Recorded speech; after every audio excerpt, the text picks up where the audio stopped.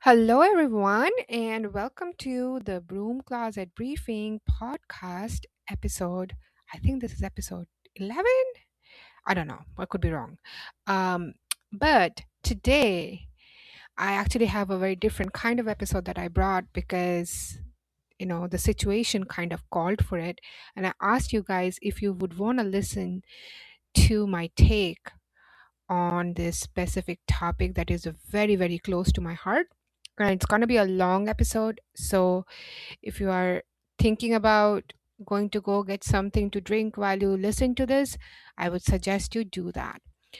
I would give a little bit of a background on this specific topic that I want to talk about. And I want to say that this topic is important to me in a way that this was the reason why few years ago I even got onto the internet and even started making content around this specific topic.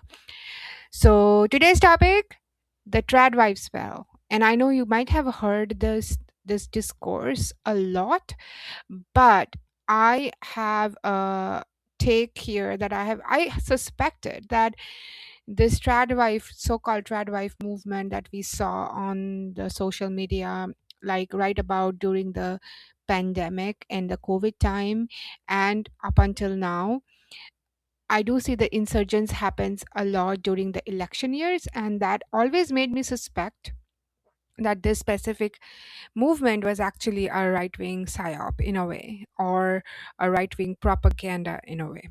And so today's episode, I'm calling it How Christian Nationalism is Rebranding the Female Submission as Aesthetic Content, which is what our Tradwife movement is. So we need to talk about the rise of the Tradwife movement again, but this time we are not talking about it as a harmless little, like this internet aesthetics where a woman is in a sundress, baking sourdough, and pretending the dishwasher is like your best spiritual experience you ever had. So we are basically talking about it in the context of what just happened, which we are probably our social media feed is flooded with those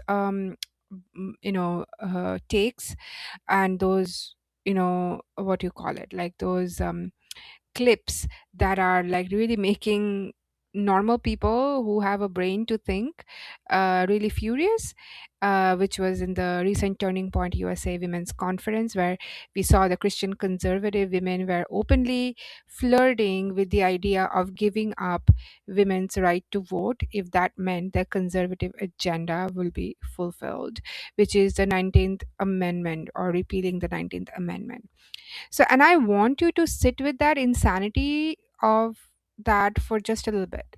Not because it is shocking that patriarchy really wants women to surrender power. We know that already. That part is as old as moldy church basements and bad casserole recipes.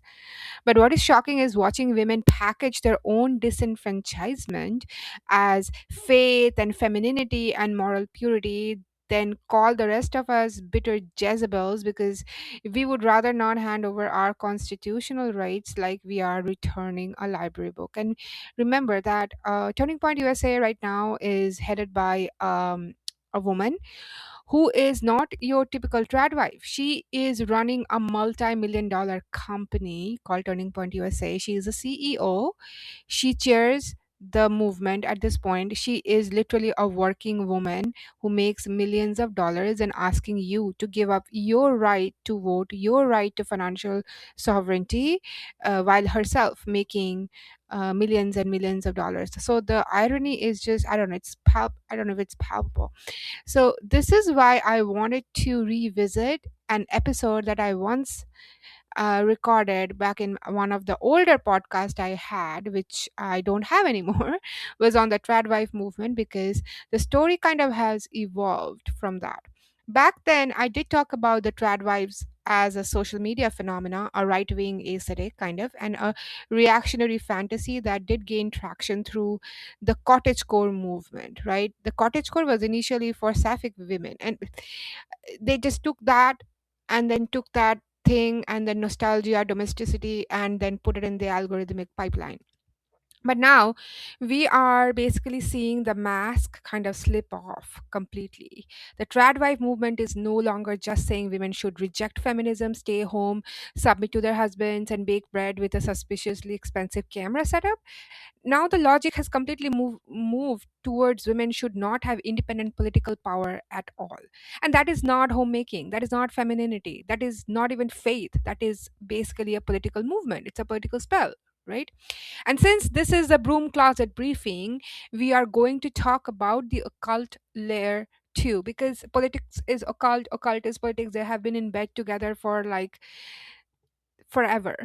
Because the witch has always been the shadow figure haunting the patriarchal religion. And the witch is the woman who knows way too much, wants too much, heals too much. She also speaks a lot and refuses a lot and belongs to herself a lot. So, Christianity, especially in its authoritarian and nationalist forms, has always needed the witch as a warning label. So she is what happens when a woman is not contained by father, husband, priest, or the state.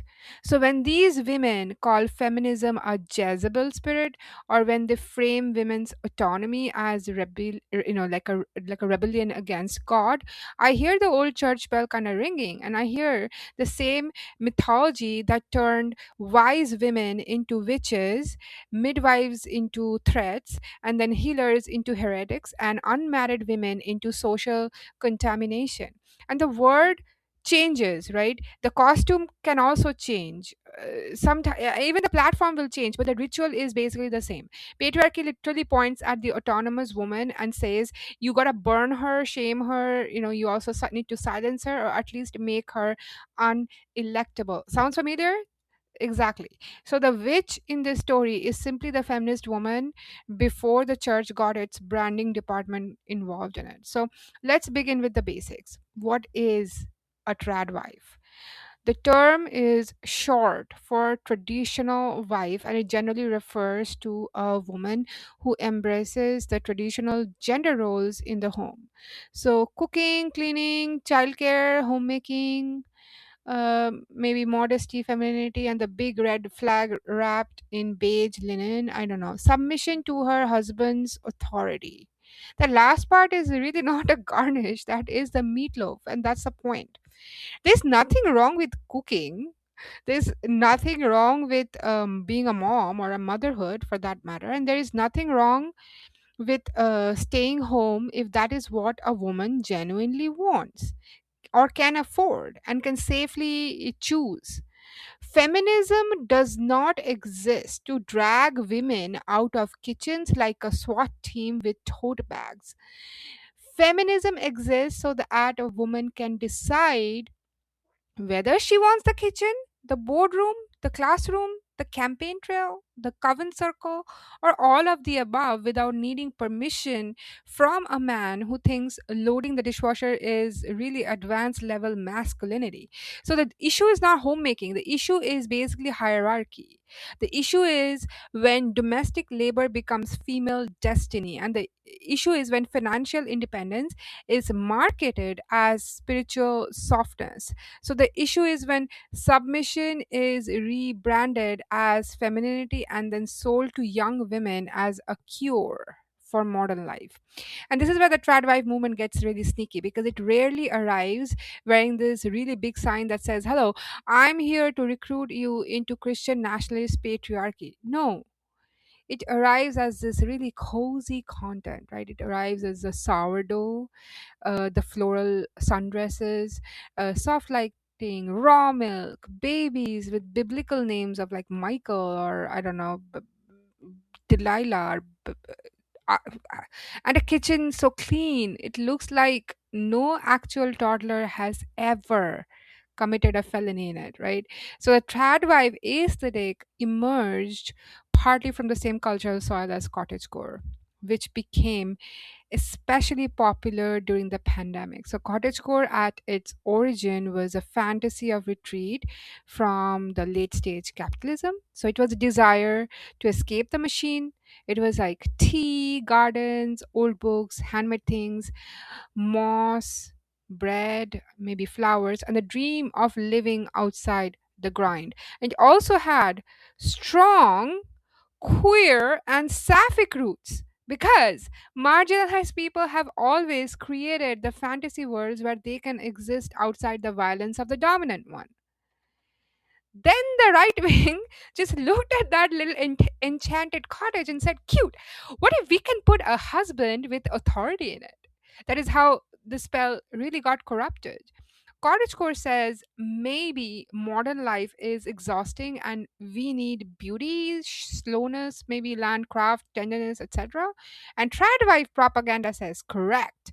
And the solution is for women to submit to men, stop voting against conservative politics, have more babies, reject feminism, and call it God's design.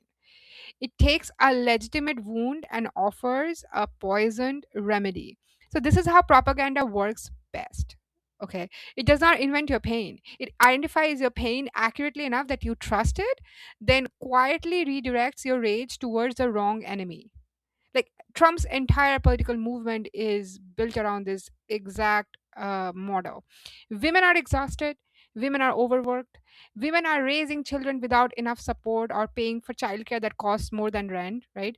Working in jobs that still punish motherhood. I mean, I'm literally like a victim of that, and coming home to a second shift of laundry, dishes, scheduling, emotional labor, remembering that someone's favorite dinosaur shirt must be clean by Tuesday, right? So that pain is real. The trap is when tradwife influencers tell women that feminism caused that pain. No, babe, no. Feminism did not create the 40-hour work week. Feminism did not make childcare unaffordable. Feminism did not teach men to treat domestic labor like a ghost activity that happens magically while they're in the bathroom for, like, I don't know, 47 minutes. Feminism did not build that capitalist economy that needs two incomes while still pretending every household has a full time unpaid wife at home. What tradwives are often complaining about is not feminism, it is capitalism, wearing the feminist wig and doing a bad impersonation. So the modern workplace was designed around the assumption that someone else was handling the home. So historically, that someone was a wife, right? She cooked, she cleaned, she also managed the kids, and she remembered the birthdays. She absorbed the moods, did the invisible work that made the visible worker like exist and possible. So then women entered the workforce in large numbers, but the structure of domestic life did not transform at that same speed. So many women ended up with one paid job and one unpaid job. And then some man named Kyle, or I don't know, told them they were like naturally better at multitasking. So, sir, that is not nature. That is a weaponized incompetence with a podcast microphone. Okay, Kyle, get the get the get the f out of here. So yes, many women feel naturally betrayed. They were told they could have it all, but all often meant having a career and doing most of the childcare, managing the household, also remaining pretty attractive, being emotionally available, and never appearing resentful, because resentment is apparently not that feminine. Okay, so this is not liberation, this is kind of more like an overworked and tired, and then kind of feels more like a burnout casserole, you know so the solution is not to retreat into patriarchal dependency. The solution is equal partnership, labor rights, affordable childcare, paid maternity leave, reproductive freedom, you know, fair wages would do that magic, domestic labor distribution, and a culture where men are expected to be actual fucking adults in their own homes. Radical concept, I know, you know. Someone alert them. Now, let's talk about the 1950s, because The Tradwife content is obsessed with the 1950s in the way Disney adults are obsessed with the churros. I don't know. The 1950s housewife is the central icon of this movement, right? The dress, the apron, the perfect curls, the smiling woman holding casserole while her husband returns from work to a spotless house, and children who apparently never spilled juice on anything. It is pure propaganda, and I mean that literally. Just on the sidebar, I love 1950s aesthetic. My first tarot deck that I created, called the Domestic Divine Tarot, is actually a satirical deck on the 1950s tradwife, or the wife, the domestic aesthetics. I actually really like that. I like the aesthetics, but I don't like the fact that it is being, pushed onto our lives right now. Anyways, that I digress. But the image of the happy 1950s housewife was heavily shaped by the advertising at that time, like television and post war cultural messaging. So, shows and ads that sold an idealized version of the domestic femininity, because there was a whole economy built around selling, home appliances, processed foods, cosmetics, and the nuclear family dream. Right? It was not just a lifestyle; it was basically the capitalism, you know it was basically the capitalist market. So even in the actual 1950s, that dream was not, it was not available. It was heavily radical, it was heavily, I want to say, racialized, classed, and also subsidized. So it worked best for white middle class families with access to post war housing benefits, because when the men who came back from the world war, they came back with the GI bill, right? They got stable male wages, social programs like the GI bill that many conservatives today would scream about as socialism if they had to support them now. So, working class women always worked. Women of color had always worked. Poor women always worked. The traditional family was never as universal as Tradwife TikTok pretends it is.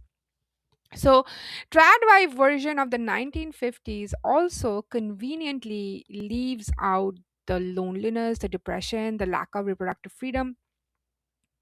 I want to say the the financial dependence on the man, the social stigma of divorce, the legal tolerance of marital abuse, and the fact that many women could not even get credit card, or credit on their own names, right? So, but tell me more about how feminism ruined everything while you film your oppression cosplay on a ring light you bought with your, I don't know, affiliate marketing income. And this is one of the most infuriating part of the tradwife influencer economy, right? Many of these women are not actually living the life they are selling. They are entrepreneurs, they are content creators, they are monetizing their platforms. They sell courses, subscriptions, coaching, supplements, holistic wellness products, clothing, cookbooks, and sometimes the same MLM flavored nonsense that has been financially preying on women for decades. They're telling other women to give up their financial sovereignty while they themselves build a business from telling women to give up financial sovereignty. You see the irony here? That is not tradition, that is a grift. It's a grift wrapped in a gingham tablecloth or something. If your brand is women should not chase careers, but your entire life is an online business where you perform domesticity for income, then congratulations. You are not a trad wife. You are a CEO in an apron. You are not rejecting the market. You are basically the fucking product. So this is where the occult angle becomes really important. And being the broom closet briefing, of course, I'm going to bring in an occult uh, angle to it, because the mainstream media and the mainstream commentators, even on this particular the same topic, they're probably not going to look at this, because what we are witnessing here is some kind of a glamour magic, not in the fun like a witchy way where you put on lipstick and become impossible to ignore, but in the manipulative sense. A glamour is an illusion cast over reality. So, Tradwife content places a glamour over dependence and makes submission kind of look soft. It makes economic vulnerability look, I don't know, holy, and makes isolation look really peaceful. So, it makes obedience looks, you know, the obedience they make it look attractive and feminine, and also makes political disempowerment look like a divine order. So the spell works because the images are pretty. That is a danger. So propaganda does not have to look like a military poster all the time. Sometimes propaganda can literally look like a woman kneading dough in a linen dress while whispering that feminism made you miserable, right? Sometimes propaganda has golden hour lighting and a baby on the hip. Sometimes the fascist pipeline smells like cinnamon rolls. So this is why the social media is a perfect altar for the tradwi movement. The algorithm does not care whether an idea is liberating or dangerous. It cares whether people watch it, argue with it, share it, stitch it, or rage comment on it, or even get hypnotized by it. So Tradwife content is extremely algorithm friendly because it combines beauty, controversy, nostalgia, sometimes moral panic, and also gender anxiety and aspiration. So that is basically catnip for the machine. And I've noticed a pattern. This content gets louder around election years, like I said in the beginning of the episode. It makes perfect sense. When the political stakes rise, the right wing does not only campaign through policy, it campaigns through aesthetics, it campaigns through identity. It also would campaign through what kind of women are you, right? It tells men that masculinity is under attack and tells women that feminism has made them lonely or ugly or angry or infidel and spiritually broken. So then it offers a pre-packaged role. Become a wife, become a mother. You can become submissive, conservative, and safe. But safe for who? Because now we have arrived at the TPUSA, Turning Point USA conference moment, and this is where the veil tears open. The old tradwife pitch was feminism is bad because it makes women reject marriage and motherhood. Okay. The updated pitch now is feminism is so dangerous that maybe women's independent political power itself is the problem. That's a very different animal. That is not just a cultural preference, that is an authoritarian fantasy. We are now going into the handmaid's tale territory, right? So, when Christian women say they would give up their right to vote for a more conservative country, they are not making a personal choice in a vacuum. If you personally do not want to vote, fucking stay home, right? Make tea, alphabetize your Bible tabs, whatever the fuck you want to do it. Nobody is dragging you to the polling place by your pearl earrings. But the minute your personal submission becomes a political model for every woman, we have a problem. That is the issue with the choice feminism too, and I'm going to die on this hill that uh, the choice feminism is the current feminist movement, and it is a recipe for disaster, and we can have a whole episode dedicated to that. Yes, women should have choices, but choices really do not exist in a vacuum. A woman choosing to stay home is one thing. A movement telling women that staying home is morally superior is completely different thing. A woman choosing to vote like her husband is one thing, but a political theology arguing that husbands should represent a household is completely different beast.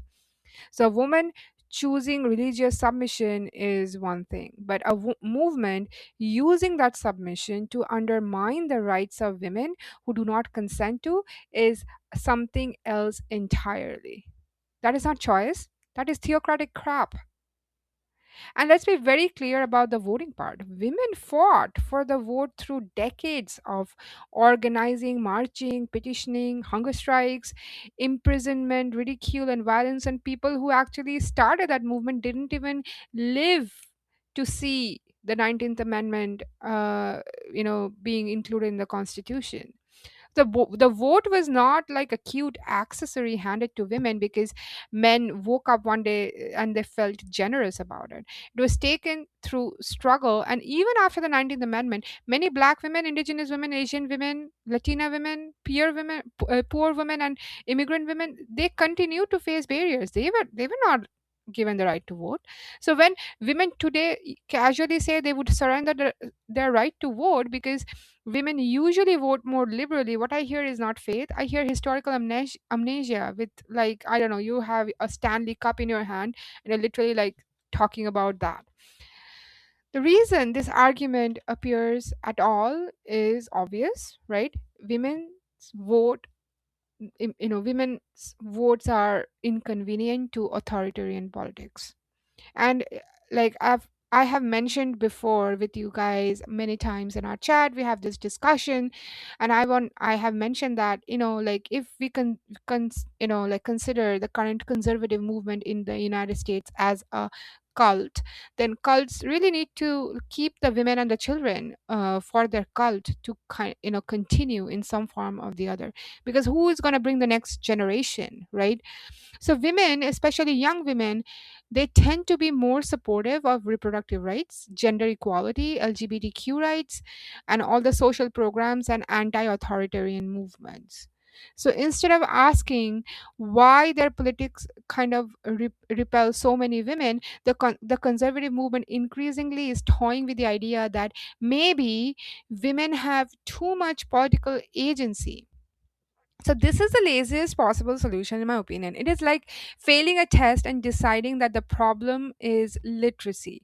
And notice how often this gets kind of framed through like the Christianity aspect, like biblical womanhood or God's design or Jezebel spirit, submission, headship. These words are doing the political work, right? They turn the hierarchy into holiness, and they make male authority seem cosmic instead of constructed. So they teach women that obedience is virtue and autonomy would be the sin. So this is where the witch enters the scene, right? The witch is the woman who does not accept the male headship as the divine fact. The witch is the woman who reads the sign herself, and the witch is the woman who would listen to her body, her dreams, her intuition, her ancestors, her rage, and her own intelligence. So she does not need a husband to interpret God, or for that matter, a pastor to interpret her morality. She also does not need a political movement to interpret her womanhood. The witch is dangerous because she's a woman who has direct access to her own power. This is why patriarchal religion has always needed to demonize her. A woman who heals outside the institution will become the witch. A woman who has sexual autonomy will become the witch. A woman who does not marry becomes a witch. A woman who speaks against power becomes a witch. A woman who organizes other women becomes a witch. And then a woman who knows herbs, birth, death, money, law, politics, or desire becomes a witch. The witch is not evil, the witch is the evidence that the system failed to contain her. So, when Christian nationalist women call feminism a demonic spirit, I want us to understand the archetype underneath. They are not just criticizing a political movement, they are participating in an old exorcism ritual against women's autonomy. Feminism becomes the demon, and the feminist becomes the witch. The ballot becomes rebellion. The job becomes corruption. Then the bank account becomes pride. The refusal to submit becomes a spiritual warfare. And here is the thing, they are right to fear the witch because the witch remembers. The witch remembers that rights can be taken, and she remembers that dependency is not softness when the provider becomes cruel. She also remembers that marriage is not a financial plan. She remembers that a man who can feed you can also starve you. And she remembers that a vote is not just a piece of paper, it's a wand, it's a spell of collective will. It is how ordinary people interrupt kings. That is why authoritarians hate it. Now let's bring this into 2026, because this is where the Tradwife propaganda may actually derail the conservative movement. And I have a theory for that. And I think the resurgence of a Tradwife movement right now is actually another signal that this is in decline.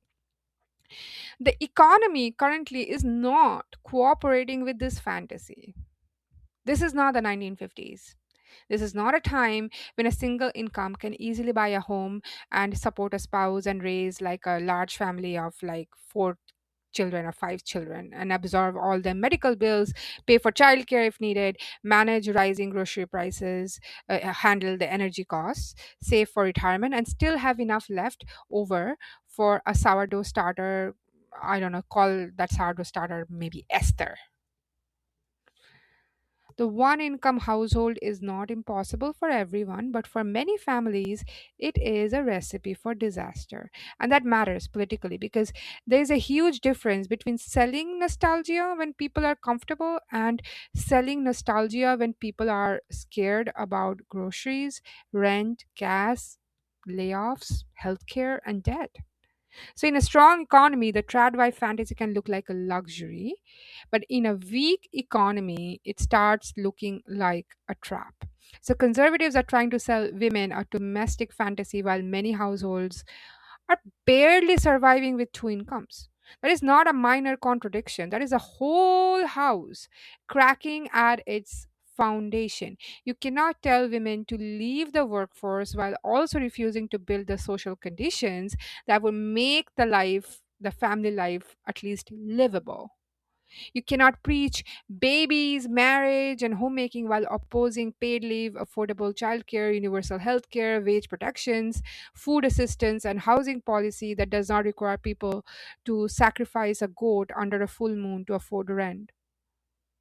The Tradwife movement says return to the home. The economy says with what money? This is what the movement will backfire in 2026.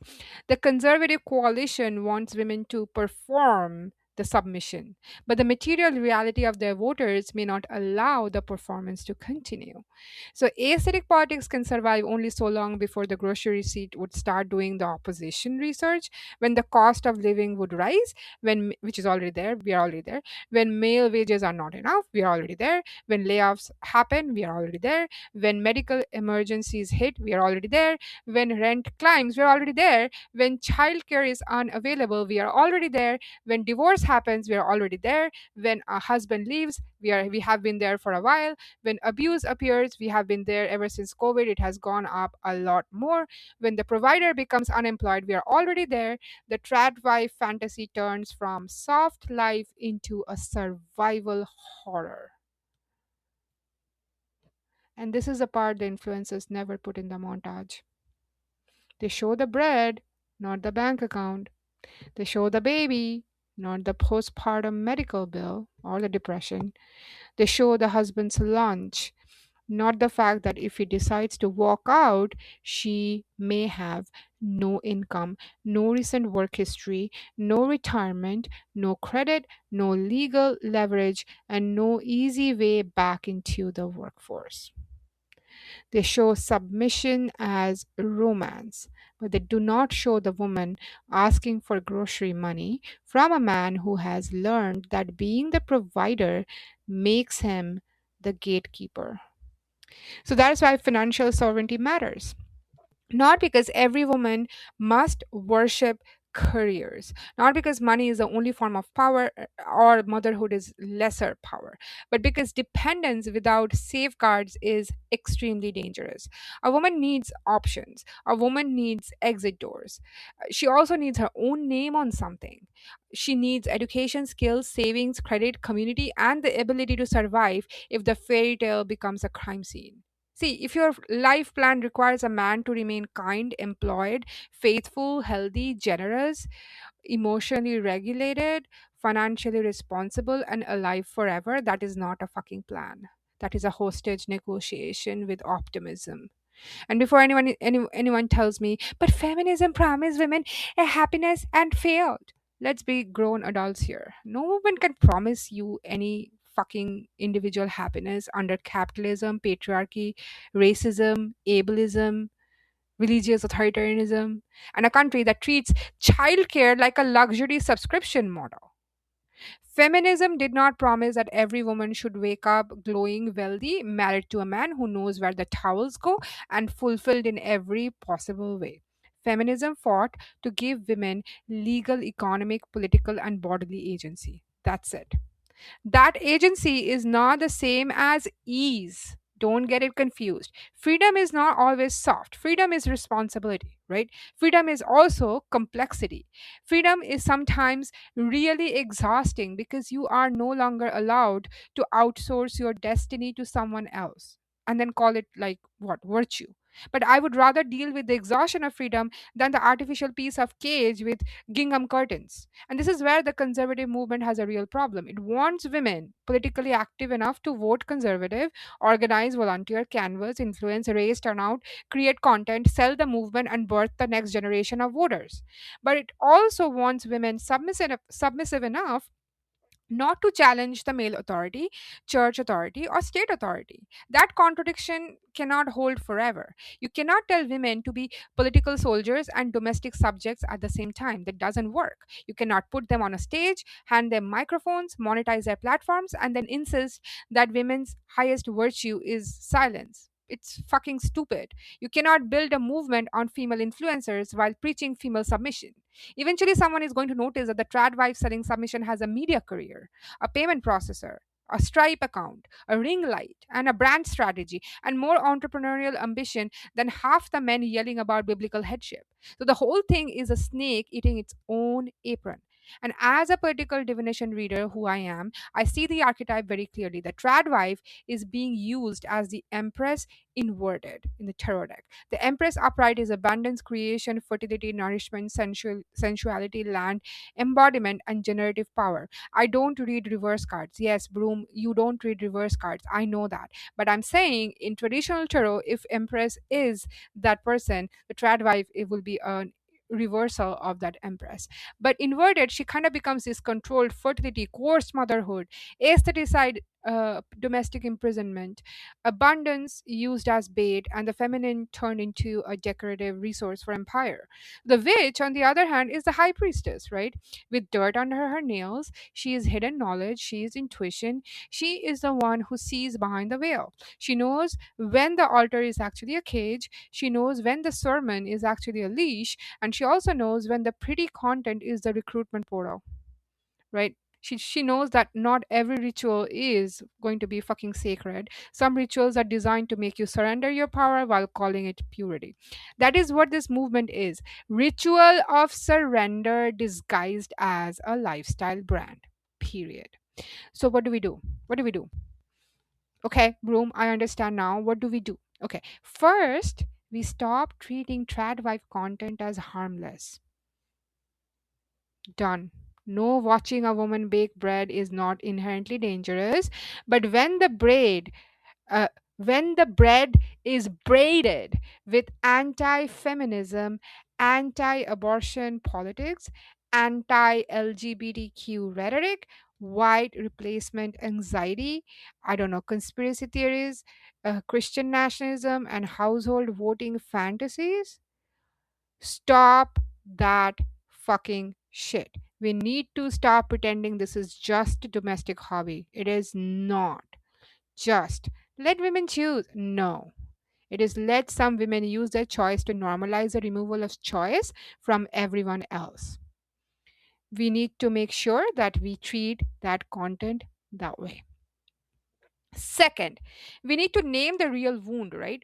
Women are tired because the system is exhausting. Mothers are unsupported because the United States treats caregiving like, a private inconvenience instead of social infrastructure. Many marriages are unequal because men have been allowed to outsource adulthood to women while calling themselves leaders, right? There's no real leadership. Work is alienating because capitalism will eat human life and then sell us these productivity planners. So the tradwife movement names exhaustion, but it lies about the cause. So fix that. It is not feminism, it is capitalism. So Third, we need to defend the financial sovereignty like it is the spiritual hygiene. Every woman, regardless of marital status, religion, class, or your fucking lifestyle, I do not give a fuck about that, needs some form of an independent economic power. That does not mean every woman has to be a corporate girl boss drinking iced coffee while answering Slack messages. I didn't say that. Okay. It means women need access, options, and protection. It means no woman should be told that dependence is holiness without being told the risks. Number four, we definitely need to reclaim that witch without apology. And I'll die on that hill. If witch means a woman who belongs to herself, then yes. If witch means a woman who refuses to surrender her vote, her body, her money, her mind, her voice, and her future to patriarchal theology, then yes. If the witch means a woman who can read the room, read the cards, read the history, and read the fine print, then absolutely yes. Because the witch is not the threat to society. The threat is the man who needs women powerless in order to feel divinely appointed. And finally, we need to understand why this matters going into 2026. The Tradwife movement might energize a small corner of the conservative base, but it can also alienate a much larger group of women who are living in the real economy. Women who know that one income is not enough. Women who know that motherhood without support is brutal, and women who know that marriage is not a substitute for rights. So women who know that the ballot is not optional when the people coming from for your rights are extremely punctual on the election day. And the conservative movement may think it is building a soft feminine army, but it may accidentally remind every woman outside the ballroom exactly what is at stake. Because when people start saying women should give up the vote, they are no longer whispering the quiet part. They are projecting it on the wall in PowerPoint with a beige font and calling it biblical. And I do not think that lands the way they think it lands. In fact, I think it may awaken something really, really ancient. Not just liberal outrage, not just feminist critic. I mean, the old witch fire, the memory in women's bones that says, we have seen this before, right? We have been called the disobedient ones before. We have been called the dangerous ones before. We have been called witches before, and still, we survived. So, no, I will not be giving up my vote. I will not be giving up my autonomy. I will not be giving up my voice. And I will not be giving up feminism because some influencer with a monetized submission course and a right light, or a ring light told me freedom is unfeminine with a whole bunch of Botox on her face. The witch votes. The witch works. The witch mothers if she wants, and the witch marries if she wants. She leaves if she must, and she bakes bread and read contracts. The witch lights candles and checks voter registration. The witch knows that a spell without sovereignty is just another cage. And if that makes us Jezebels, witches, feminists, or women of the world, then pass me the broom. We have an election cycle to haunt. I hope this was helpful, and this is my take. And I would say that this is something that we really need to take seriously. Make sure you restack it, send it to somebody who needs to listen to this, send it to a girl of like 16, 17 years old who is always on TikTok, your immediate family, friends, women, girls who are gonna be in the, like getting into the voting age. I want this to be sent to everybody. We need to kill this movement as soon as possible. um, I think it is self-destructing the Conservative Party, but we can do what we can. We will do what we can do from our side to help accelerate that destruction. And I am signing off today. I know it was a very heated um, episode. I feel very passionately about this topic. This is the reason why I ever existed in the internet space, and even got haunted by the space. Um, but I'm raising kids, Gen Alpha, and I am not going to give up on this movement of uh, you know Demonizing feminism is demonizing freedom, and I will not give up on my end. Remember, I remember as an intersectional feminist. I say intersectional because I'm a woman of color. There are many, many women around the world who are not free. And I do really, really believe that we are truly not free until we are all free. And feminism did not end, the movement did not end with white feminism alone. We have so much work to do, so much work to do. And I need your help to spread this message. And I will see you guys in the next episode. Till then, take very good care of yourself.